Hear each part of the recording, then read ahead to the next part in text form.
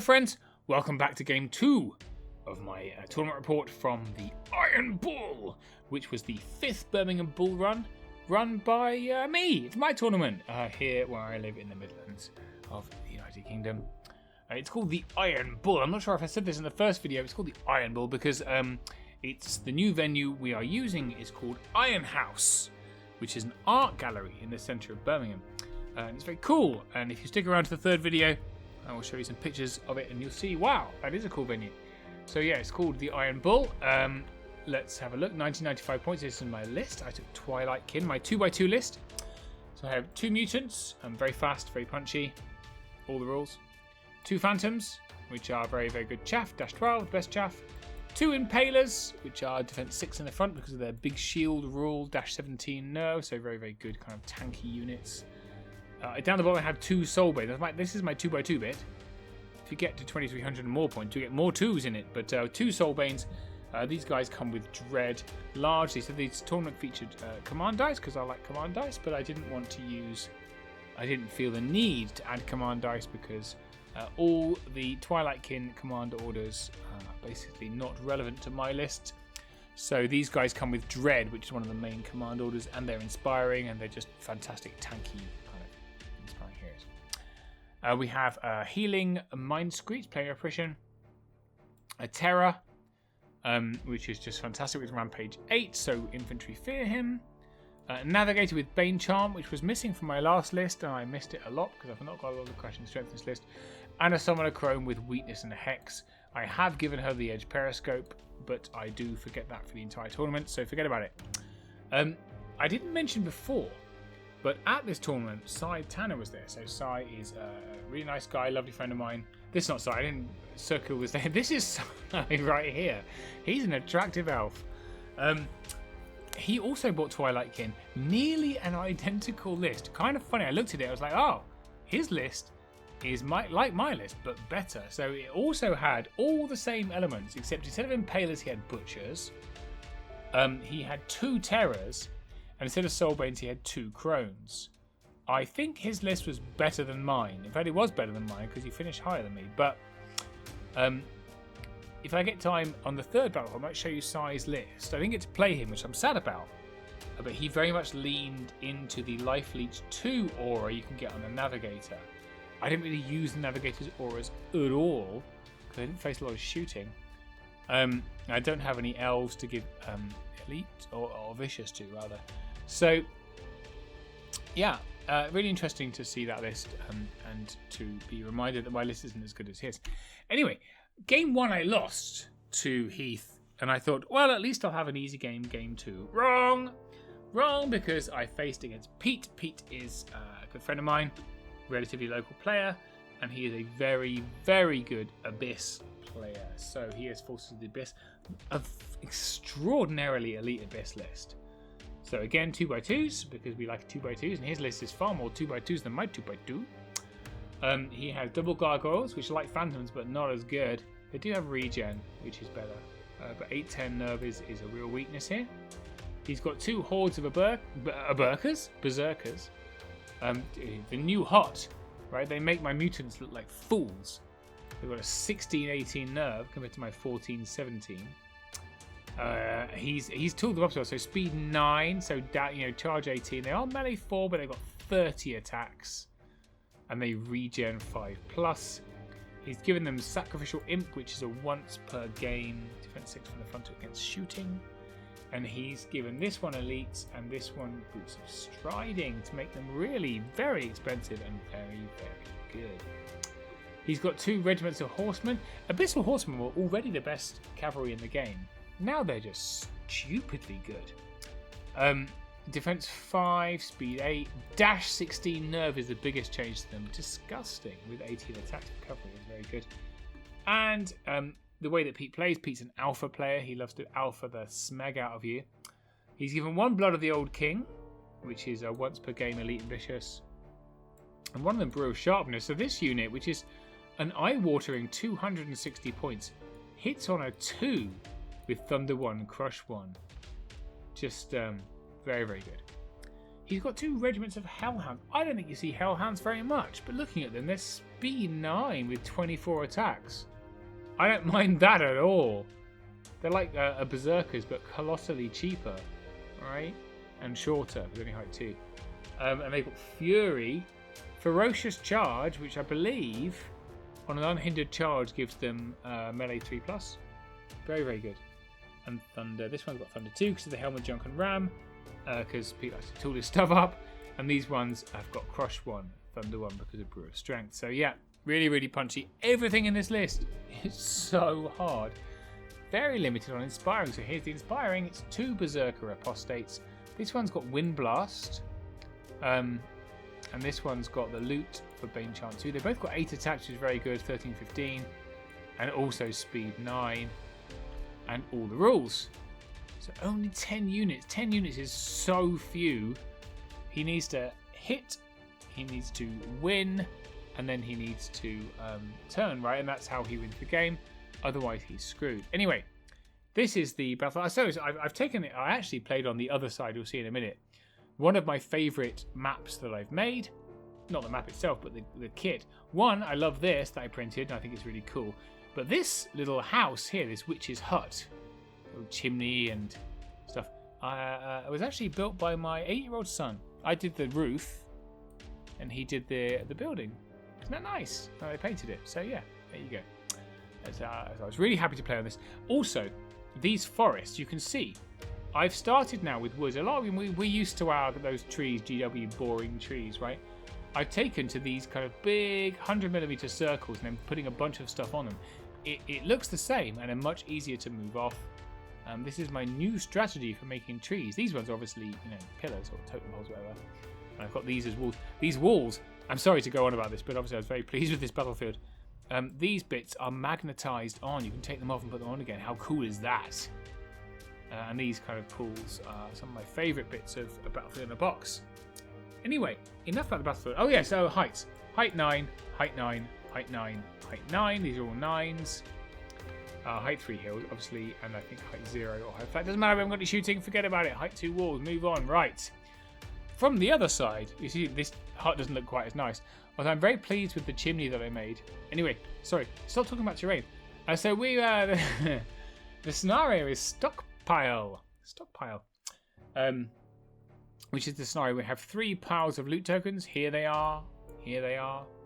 This one has 3 loot tokens, and these 2 have 2 loot tokens. You can only pick up 1 loot token per unit per turn. And the one with the most loot tokens in the game is the winner. How unprecedented. So let's have a look at how we deployed. Brief swig of drink. That's very nice.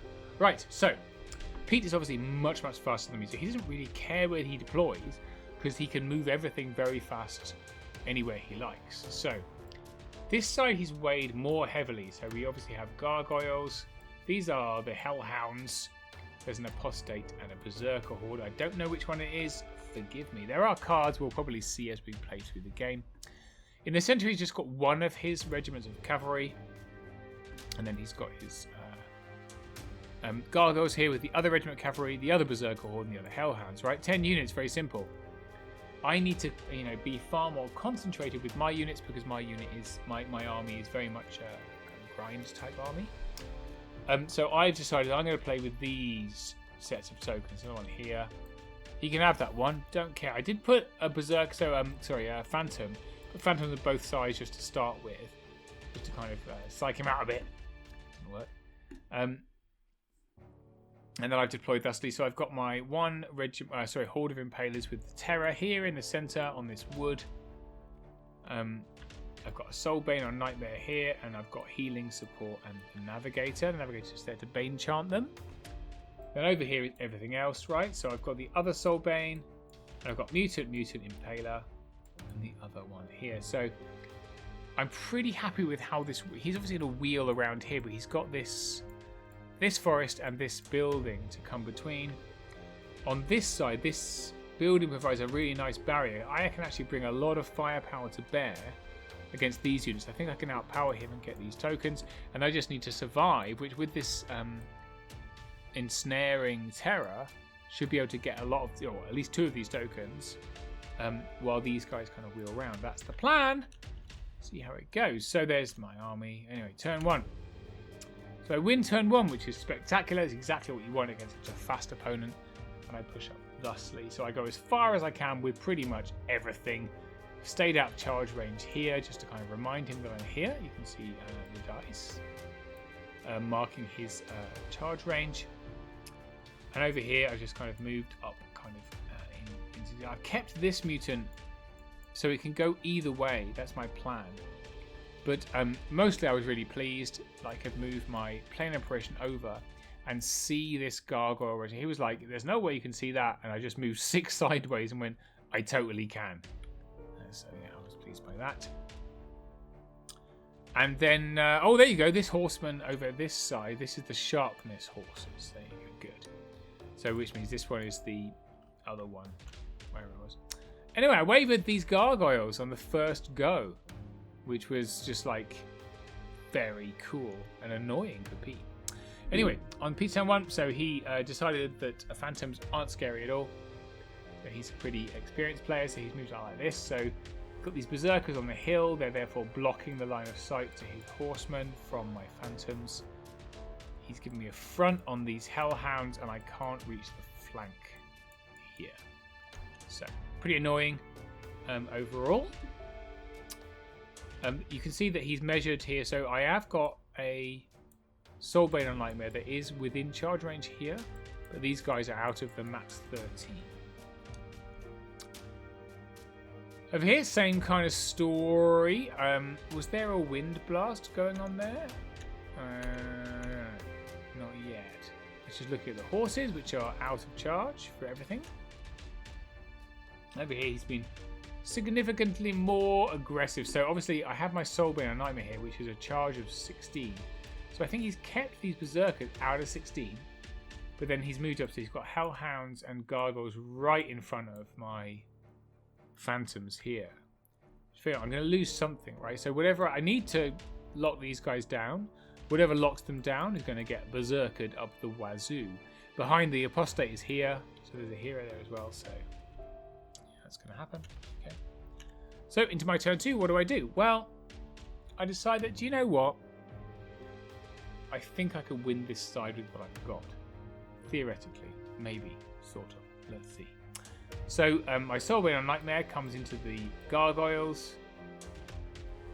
I didn't really know what to do with these guys, because whatever happens, something can charge them. I've got my Impalers. They're on the hill so they can see. They are kind of be hindered on whatever happens, but I chuck my Phantoms right in front of these guys. With the way that movement works, I can't stop them, because I think they're nimble, aren't they? Are they nimble? Let's go back a bit. I can't remember. It's important, so it's worth checking, right? Whoa! Okay. Berserkers, they are nimble. It's so outrageous that those... Why are they nimble? They should not be. Anyway, they are nimble. So, they can charge wherever they frickin' want, right? They can charge probably either of these units. But I'm tempting that if they don't charge my phantoms, the phantoms are going to have fun, right? Over here, the terror moves up, takes a token. I think, yes, also my Impalers also take a token. So we both touch the token, we both take a token. I charge the other Soulbane into these horsemen, and I fly the phantoms that were here. This is where the base was. I can't charge anything, so I just kind of stick them in the front. It doesn't matter, these guys are nimble anymore. These guys can't see anything, those dogs. Because there's blocking terrain here and a wood here, and a unit here, the Berserkers basically have to charge Phantoms. There's nothing else they can do.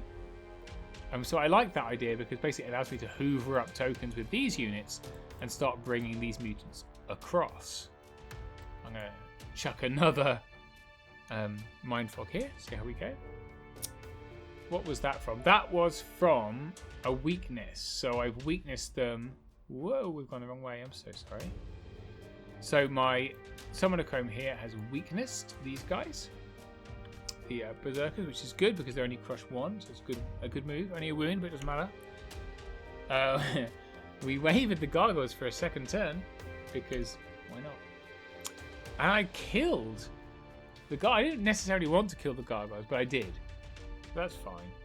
And I overrun with my Soulbane. He's obviously facing this way, but his model was too big. It's a front from these dogs, and it's not a bad move, right? He's height 4. And these guys are height 2, height 3. So actually, the line of sight here, the dogs can only see the impalers, which is defense 6. This guy is obviously height 3. You can see these guys. So I don't hate this as a move. This Soulbane smashed it. You have 4 wounds. Good boy. Anyway, Pete's turn 2. Let's see how it looks. So I'm happy with how this is. I'm in a pretty strong position. Yep, so dogs came up here, berserkers took the flank, and the apostate that was behind, so he was here. I think that's a flank, let's just check. That's the front, I'm sorry. So double front here, so into my Soulbane. It's all good, he's just there to sacrifice himself. Over here, so he does ignore my phantoms, which I'm very happy about. The berserkers kind of just went around him into these impalers. Defense 6 when you're weakened is not a great move. But slightly more concerning is the shadow hounds into the front of my mutants. That could be bad. And the berserker apostate went into the flank of my Soulbane. And the whatever item they had, was it Blood of the Old King? Can't remember. These horsemen went into the front of my impalers. Don't hate that. They're going to die immediately because they don't think they'll kill them, and then they're going to get terrored. But yeah, that was unfortunate. So these shadow hounds really, rolled very well and killed my mutants, which made me sad. 5 wounds on my Soulbane. He's okay. Was that no wounds? Oh, 4 wounds from these guys, which is pretty good, given they were weakened onto my impalers. So yeah, so he's done very well on that side. He's controlling the side, and I've sent my other mutants off. So actually, I'm looking relatively weak over here. These horsemen, whew, let me tell you, Abyssal horsemen, a little bit scary. 8 wounds, but they are dash 17, so you need a 9 twice. Didn't get it. 8 wounds on that Soulbane though, and a waver. So I'm really glad. That's a lot of attacks that went into that, especially on a counter charge, right? Fortunately, not quite enough, and he is only wavered, which is great because you're going to hold them off. Of course, however, but 60 attacks in flanks are going to kill a dash 12 unit. So there, cleaned off my turn 3. So off we go into turn 3. So obviously this Soulbane didn't really need to fight the berserker apostate. Instead, he just kind of came round. He came around here because I wanted to get Dread onto this berserker unit. It's the most important thing, and I've got my phantoms coming up here in the rear. Counter charge here. We took the front and flank here onto these horsemen, which should explode into tiny horseman-shaped pieces. I stayed here with my Soulbane, and I simply moved my mutants here to be just out of 18. I'm just kind of calculating my moves because I need to be ready to strike. So out of 18, out of 18 here. This is, what's this? Who knows? Well, maybe it's an extra dice. An extra dice on my... Oh, it's an extra dice on a heal, maybe? I think I'm going to heal these guys, right? So... Oh, on my... Summoner Crow moved up here. Probably to weakness, I should think. Add some extra damage. I've already showed you that. So that's nice. So... That is the weakness. So weakness put 2 wounds already onto those berserkers. And then the impalers pick them up, which is exactly what I needed and wanted. So dread, weakness, and 18 attacks on 3s and 3s. Worked pretty well. I think I probably turned at this point. I don't think I left them to a free flank here. And then we picked up the Abyssal Horseman as well, so that's great. And then we picked up another token. I think it probably went onto the Terror. So now we have 3 tokens to our name. No tokens over there, though. Yep, and then we turn like this. So we're now facing off against these guys. That's fine. Don't really care now. And this is into Pete's turn. So, sorry, we're skipping ahead. I didn't take a picture of the dice. How bad of me. So, these dogs that were over there, excuse me, came. So he took his Berserkers into my Terror. I was delighted at this move. I didn't think it's a good move. I think it's a really bad move because Berserkers rely on having 30 attacks on 4s. Into Ensnare means 30 attacks on 5s, which means only 10 hits on Crush 1. It's not going to kill that. So yeah, I was happy with that. Dogs into my Impalers. Again, happy with that because Defense 6 is good. The Apostate kind of jumped around to pick up a token. These guys took the flank because obviously they were positioned. Whoops. Whoa. They were positioned like that so they could just flank into him. That's fine. I don't really care. He's just there to delay them. And the Gargoyles, which weren't wavered for the first turn ever, also came in just to be in a more useful position. Over here, so obviously this Berserker Apostate was facing their own way, so he just came round. Dogs took the front, which was available to them. They will immediately die because, oh wow, that's a lot of pain. It's a lot of pain, right? Wind Blast. So don't forget this Apostate up here has the Wind Blast. He's got the whatever it's called item. So Wind Blasted back my mutants, which is a good move. The question is, did it Wind Blast them back enough? Because these guys are the Abyssal Horsemen here. Is this more or less than 17 inches? That is an important question. So up to 8 wounds here, which is pretty good for these Shadowhounds, but not enough to kill them. There's his nerve roll. So I would say Pete's nerve rolls so bad. So bad. You see he put his dice there. Just to demonstrate how bad they were. He didn't roll above a 3 for this turn and the next turn, I think.